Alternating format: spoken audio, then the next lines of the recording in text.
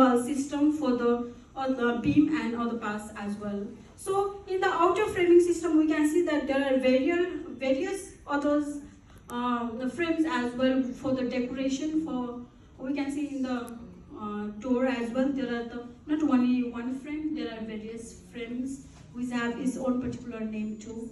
And on the doors, special the toran is used to place, which is known as I have said, toran.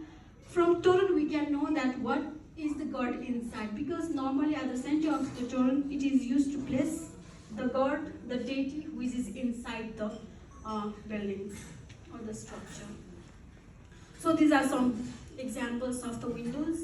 This is a single bay window, and that is the Pasuka Jha, special Jha for use in the Agam chain. And these are the normal Tiki Jhas, and that is also 3 bay, which is of the Bhimsen temples. If we goes on searching the doors and windows, we can find plenty of doors and windows in different structures and in different form. I think now we are on the Karnis. This is the Karnis level. One member of the temple, which is using the every floor level to tie up the masonry wall. In Karnis level, we can see in the section that it is a decorative purpose as well as it is a structural purpose, which helps to bind our masonry wall, because the part of the Karnis will goes beyond another inner wall. So there will be the chukul, or there will be ways to connect them. So it will help to bind the masonry wall. And Karnis also have a different meaning according to the temple, because as per temple, the figures or the carving of the Karnises get different. In Baha, there will be the simple Karnises, and in case of the temples, there is a variety of Karnises, and the layers also get differ according to that. Then, in some cases, there are floral. In some cases, the siham, the icon of the lion, can be seen from the Karnises. We can see there is a picture, which is the picture is taken at the time of the restoration at the side. That is also a part of Karnis, which will embed it on the wall. And there will be the waist, that is chukul, a type of binding, or the act as a nail for joining. That is a part of Karnis as well. So Karnises may be either wooden, mostly in temple wooden Karnises are used, and there are terracotta Karnises as well. But the wooden Karnises help to combine or bind the structures, while terracotta doesn't work so much as the wooden. And for every Karnises, of course, there is a joinery system to bind them. So this is also example of some Karnises. In some cases 2 layers, 3 layers, and in some cases 5 layers as well. This is the detail of that.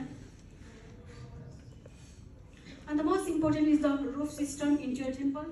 Normally, the roof is in case of square plan, the decreasing roof is from the bottom to the top. Roofs over temple may overhang up to the 4 meters from the main wall. Roofs are sloped and they overhang from the inner shell walls in a fan system, as we can see in the pictures. And those fan system, those joists or the rafters will be supported in the wall as well as in the outer wooden struts.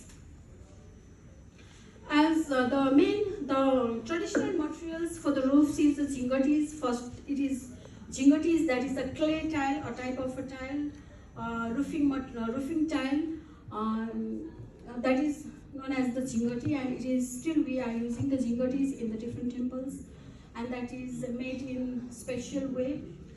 And after the jingatis, there are tiles too. Tiles are also used in the time of the neoclassical and Rana time. And nowadays we can also see the roofing with the metals, that is copper and brass. Whether the temple is 1 story or 5, the corner of roof is always bent to upward.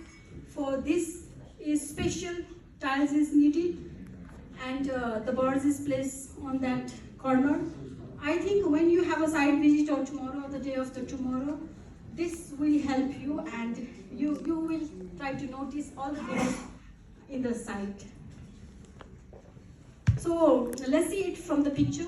This is the roof construction Let's see here, the roof is embedded in the wall, and the outer side, it is connected with the chukuls, the vertical small members, which is in the trapezoidal shape, that is known as the chukuls. We can say that is the main joint which will connect that rafter to the lower horizontal member, which is known as the chalu in our case.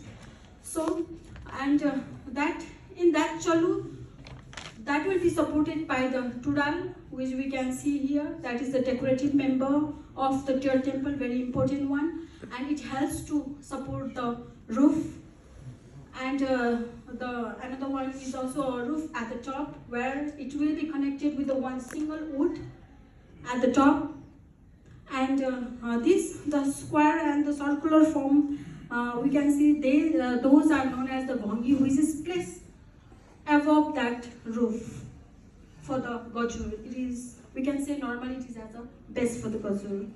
And that last picture is also about the strut and the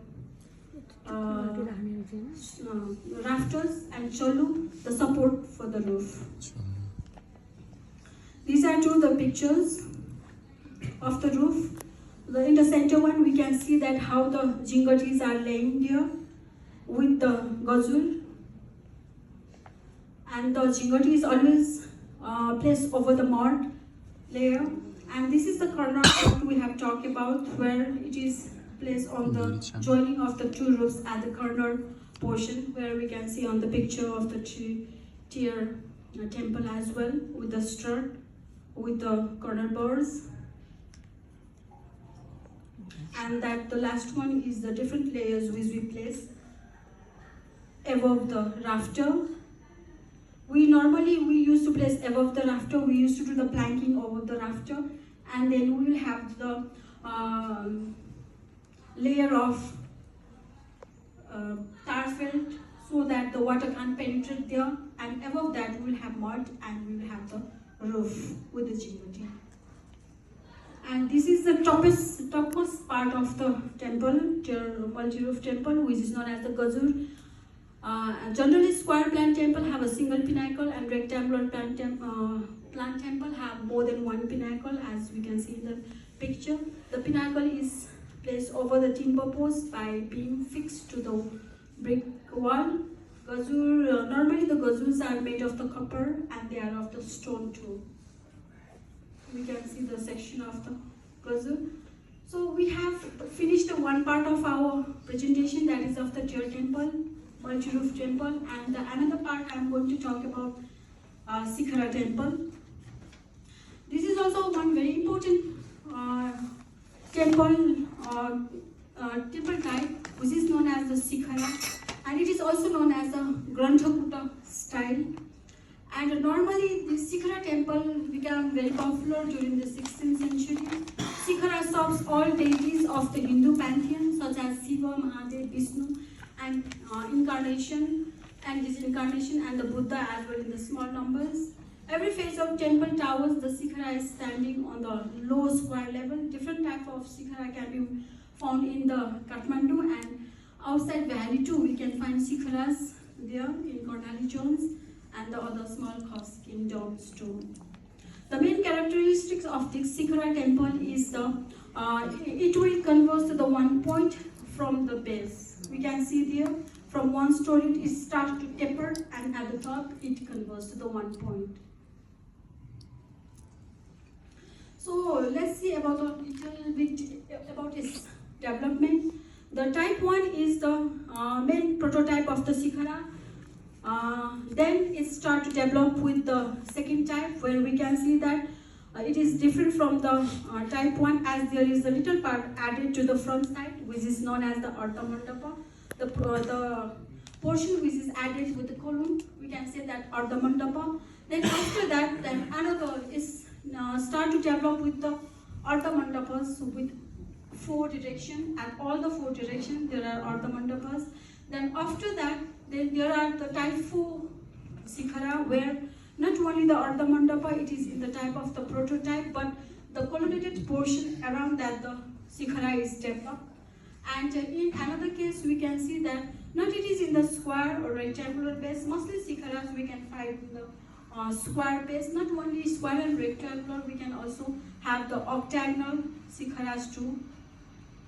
In the type 5 and in type 6, we can see that shikhara with the multiple burjas and multi-story too. These are some examples. The prototype shikhara, first one. The second one is with the Ardha Mandapa. The third one is the Ardha Mandapa at the 4 direction. And the fourth one is the composite of the shikhara, where we can see that the shikhara and the multi-tier temple, the roof temple gets merged with each other, and it is a new structure, composite shikhara structure. And another one is also example of the shikhara with the colonnaded part and the octagonal form. And the Krishna temple, which we can see with the multiple burjas, the portion, the small thing projected, those portions, small like a shikhara, small shikharas, we can call that as a burjas.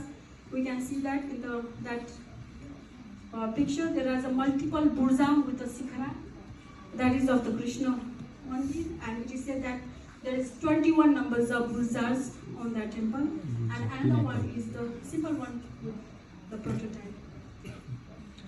So the construction technology is quite easier in compared to the traditional tier temple. We can see that temples are constructed with in a load-bearing system, and in a wooden post beam structure there will be the vertical salvos are used, and as well as horizontal to tie up the masonry walls, and load-bearing brick masonry structure with wall facing in external facade of lime suriki or plaster with white lime paint. Mostly the shikharas are constructed with the brick facing. In some cases it is of the stone facing, but in case of stone facing, that may in inner sides it will be of the brick masonry. So in some cases as well, in the latter phase, we can find the shikharas with the lime plaster as well. So brick masonry wall with stone facing, as I already said that, and salute is used as structural members for vertical posts with horizontal binding and joist, as in the third temple, to connect them and to bind them. So this is an example of one shikhara which is in the Bhaktapur. It is known as the Siddhi Lakshmi temple, which is restored after the earthquake, as it was totally damaged by the earthquake of 2015. We can see on the section that how the construction will be there. At the level of the cornice, it is totally solid form, and then it will goes on the tapering form from above the cornice level. So this is the last one. So I'm talking very little about the Gumbaz style.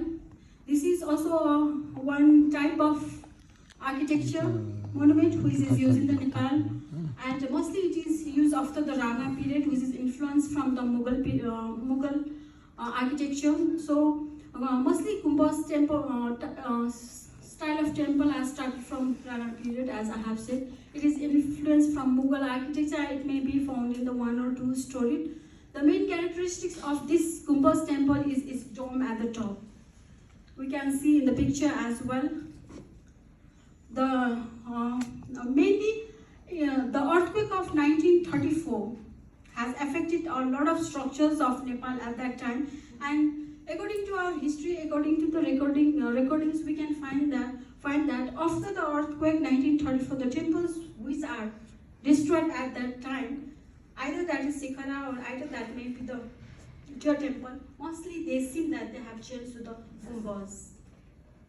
So talking about construction, it is constructed in load-bearing system, mostly with the lime suriki plaster at the outer face and the white painting, while we can also find some with the stone too at the facing.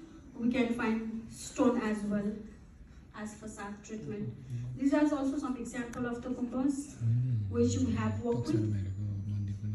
This is the latest, the restored temple of Gumbaz, and the second one is from the Kirtipur, which require restorations, and the other smalls are from the forbidden area. So comparatively, while we compare with the roof style, the cornices are very simple in case of the gumbas, because in this case there is a very small plastering which denote the Mughal architecture. Plastering is done with the white painting, and main the focus is done to the dome. As we have said that the merging of the temples we can also find in these two. This example is not a purely gumbas, it is a merge of the Tier temple and as well as gumbas. We can, so in case of Nepal, we can find those type of temples as well, which are in the composite form, as we have seen in the previous pictures too. So in case of the gumbas, main sanctum is at the ground floor with the mainly Hindu deity. So this is one example of the gumbas style, where we can see how the plans and elevations are made. In sections we can see that in the center part it is open and there is a painting of the wooden layers, wooden members, and the most interesting, as I have already said, the part is the dome, where the first one of the dome is of the stone. We can see how that dome is maintained, how that is made.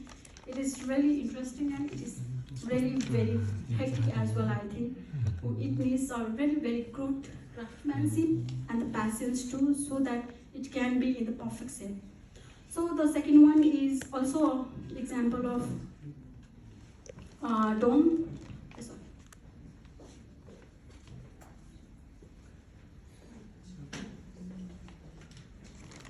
That the second one dome is from this temple. From inner part we can see like this, the dome from the inner side. The dome is binded with the salu there, we can see that, and it slowly maintains its shape. As I have said, dome is very interesting and it is very good craftsmanship as well. So I will conclude my presentation. I will be happy if you have